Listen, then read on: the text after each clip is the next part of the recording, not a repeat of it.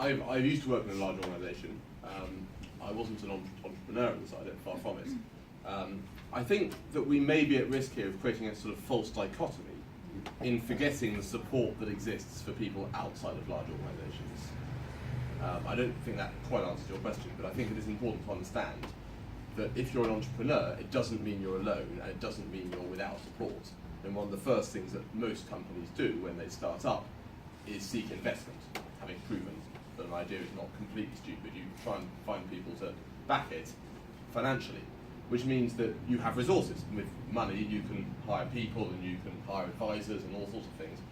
So this idea that an entrepreneur inside an organisation has support and one outside doesn't is wrong. Not only because the ones outside do have support, or certainly can get it if they can play their cards right, but also because very often inside organisations, I didn't start anything myself at my old firm, but I did see things attempted.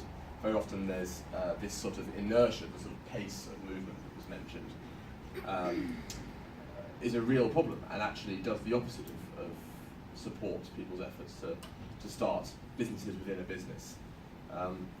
So I think my view is that it's, I think your question was that, which is easier, but I've slightly forgotten actually.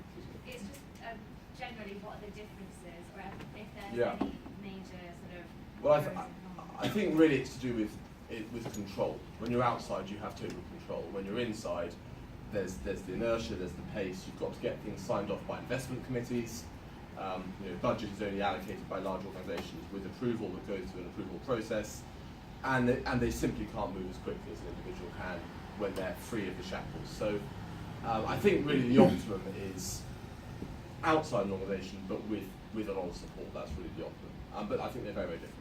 Yeah, I think the sort of key differences between sort of setting up a company and also trying to do a startup within an organisation and doing externally is there's a risk of cannibalizing or competing against the organisation that you're working within.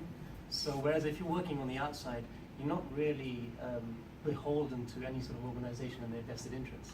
So if you really want to do something disruptive that could kill an existing industry, let's say for example clean tech, and you want to do, and for example, there are some oil and gas companies that are doing clean tech startups because they realize that's the future, that's the sort of future trends. Having said that, again, you are competing against vested interests there. You're looking at political policies, etc.